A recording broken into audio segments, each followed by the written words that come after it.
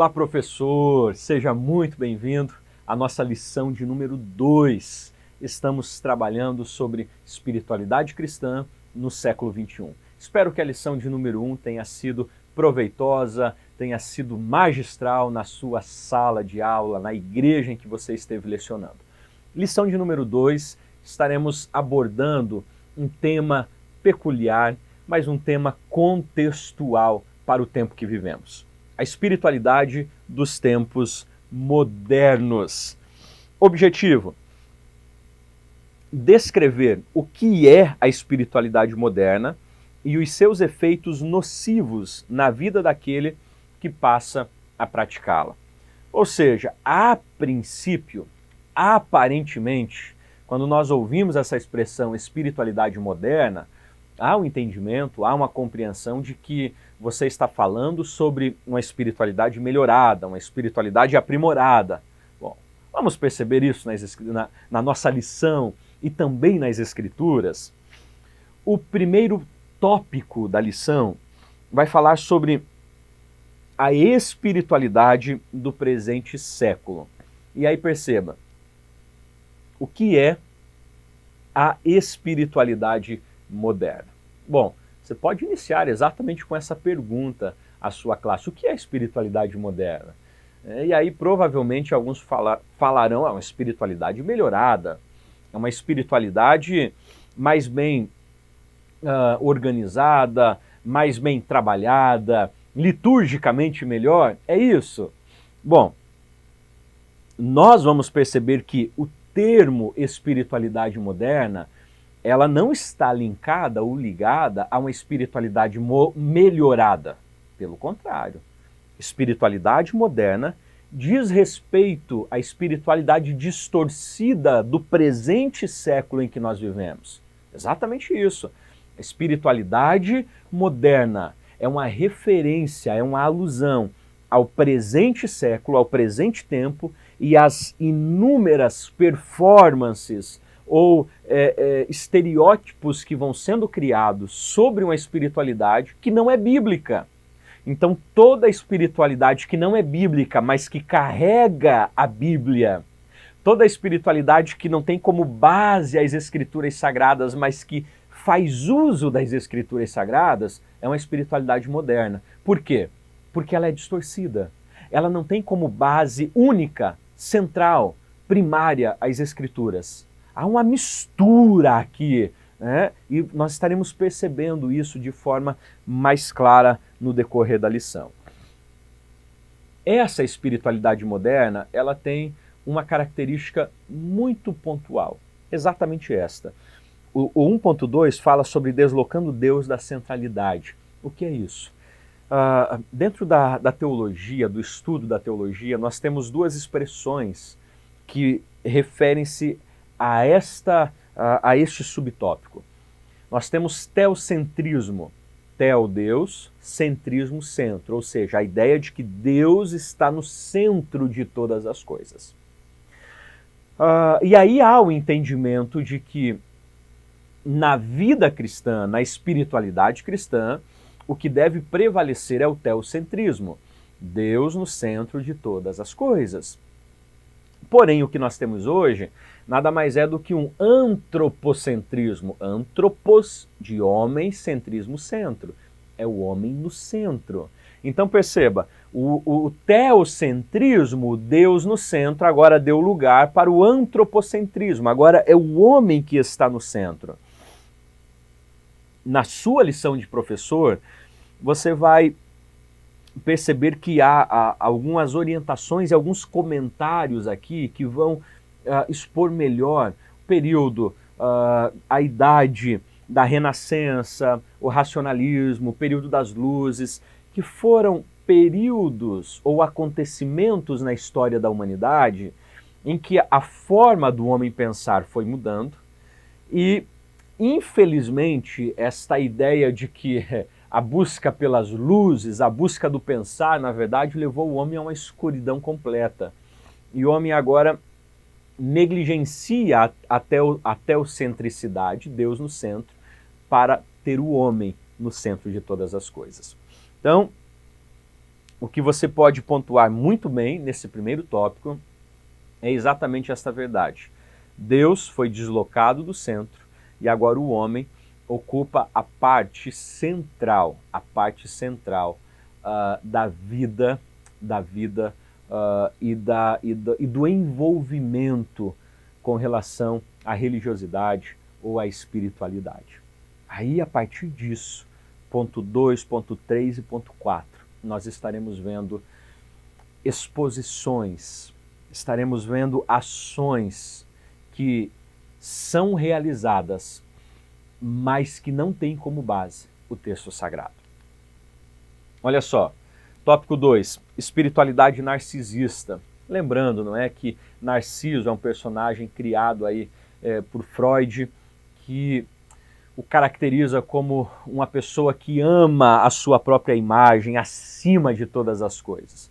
Bom, dentro deste tópico 2, nós temos primeiro o quê? Espiritualidade em prol do praticante. Que tipo de espiritualidade é essa? É exatamente a espiritualidade, e aí você precisa trabalhar isso, em que as reuniões, as liturgias, o desenvolvimento não é mais Deus no centro, mas o homem. Então tudo se busca agradar ao homem. A ideia é que Deus se tornou um vendedor e o homem é o consumidor. Então o homem chega e Deus agora precisa vender algo para ele.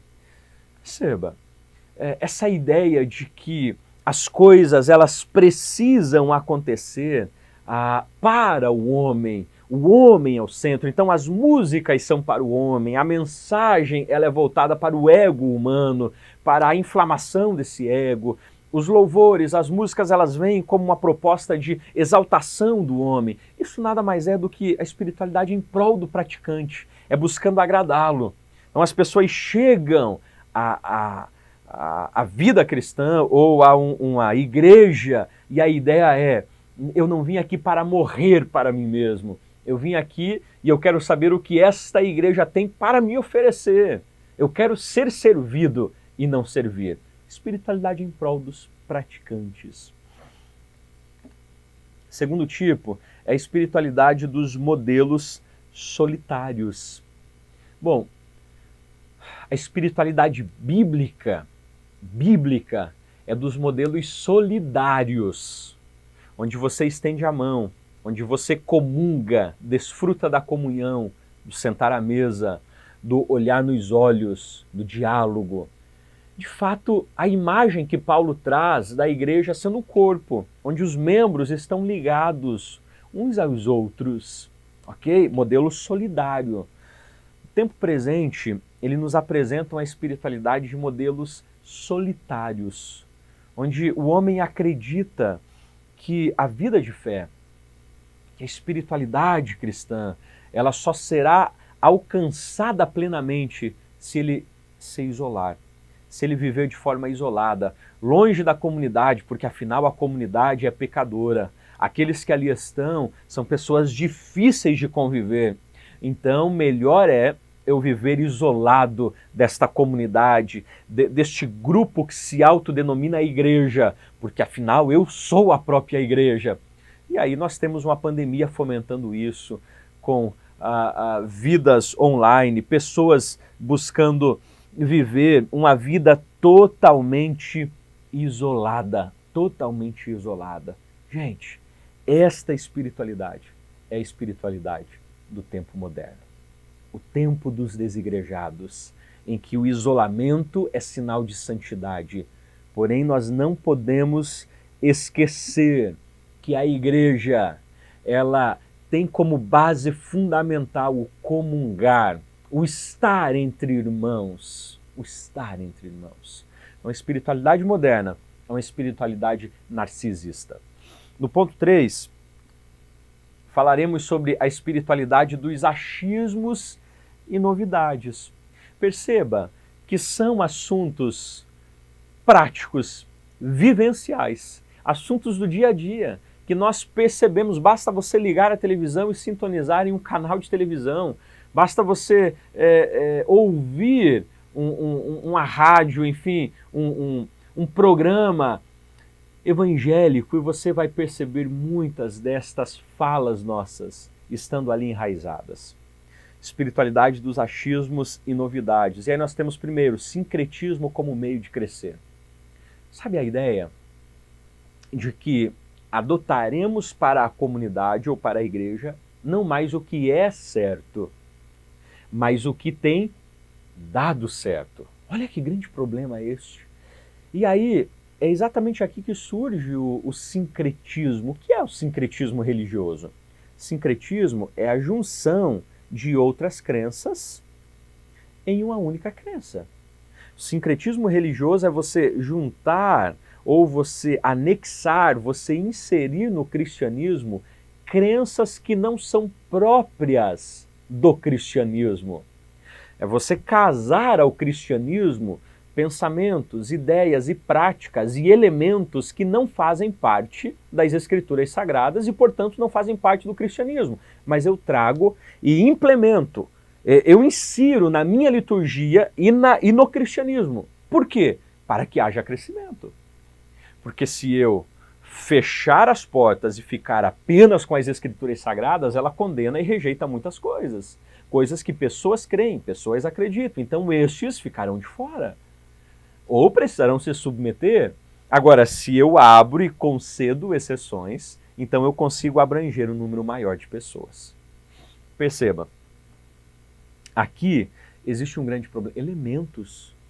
Aqui existe um grande problema. E aí eu falo, elementos que nós começamos a inserir nas liturgias, muitas igrejas inserindo nas liturgias. E não são elementos bíblicos, pelo contrário, são elementos adotados e praticados por seitas. Você tem um sal grosso, que é um elemento usado na Umbanda, água fluidificada, entrevistas a demônios. Estas práticas, elas não são de uma espiritualidade cristã, elas são de uma espiritualidade do tempo moderno, uma espiritualidade que não tem as escrituras como centralidade. E por fim, a teologia da prosperidade como resposta ao sofrimento. O que eu trabalho nesse ponto e o que é importante você trabalhar?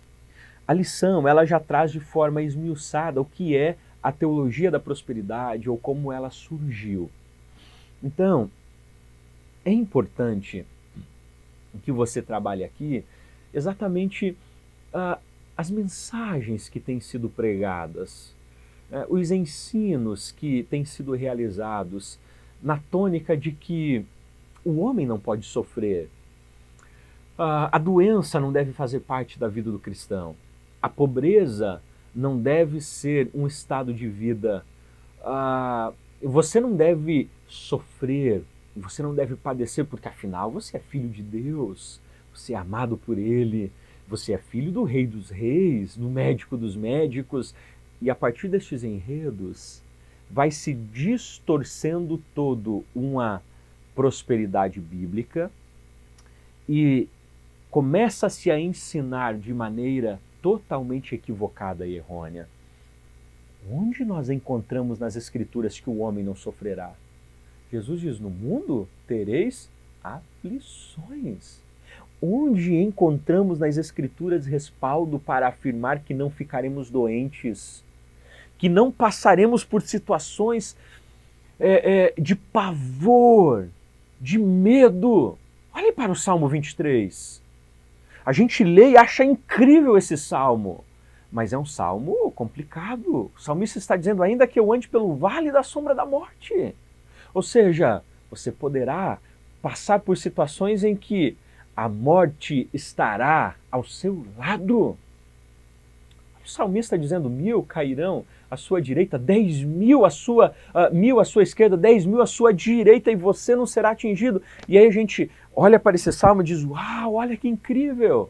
Mas perceba, 1000 caindo em um lado, 10.000 no outro lado, está falando de um tempo de muita morte. Muita morte. Então, não significa que nós não seremos atingidos, não significa que nós não seremos feridos, machucados, não, gente.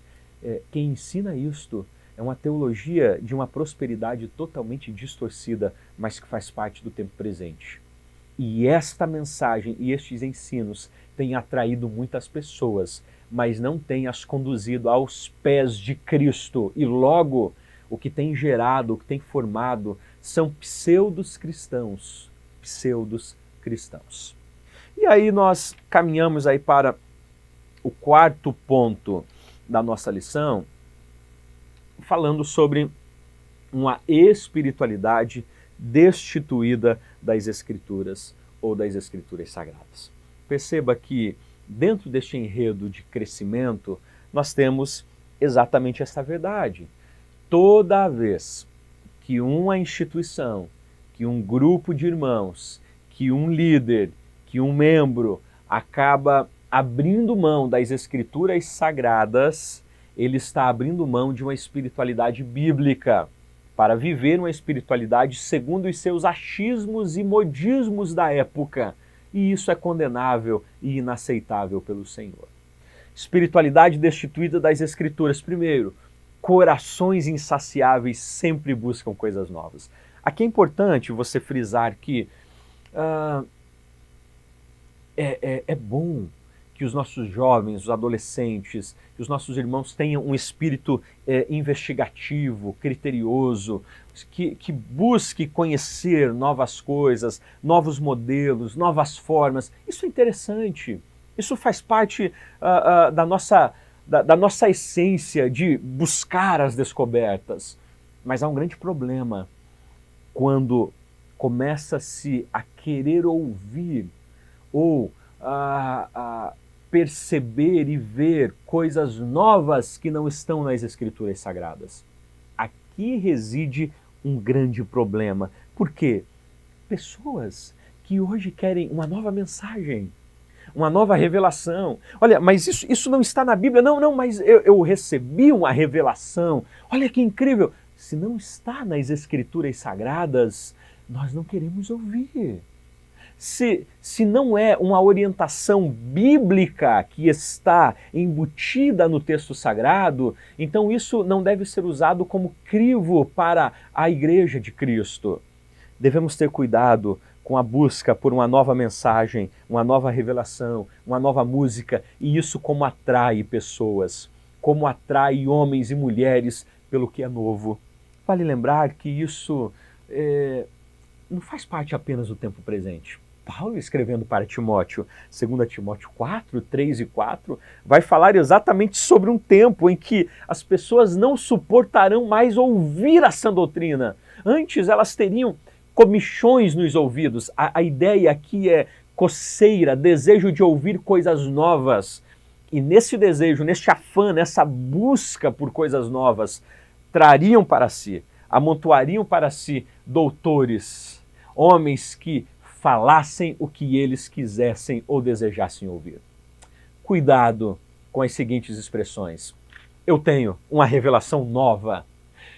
O Senhor me deu uma revelação nova sobre algo. Muito cuidado sobre isso, porque se não for bíblico, se não for das Escrituras Sagradas, princípios estabelecidos pelo Senhor, deve ser refutado e tido como anátema. Subponto 4.2, muita informação, nenhum relacionamento.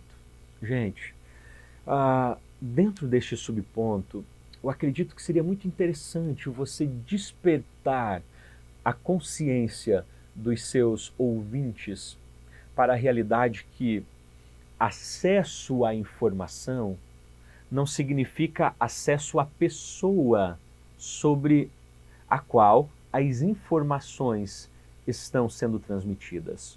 Ou seja, eu posso estudar durante muitos anos sobre Martinho Lutero, posso estudar as suas biografias, estudar as suas obras, os seus feitos, enfim, eu posso dedicar a minha vida toda estudando sobre este homem. Eu terei muitas informações sobre ele, só que eu nunca poderei me assentar e tomar um café com ele, porque ele não pertence mais ao meu tempo e à minha época.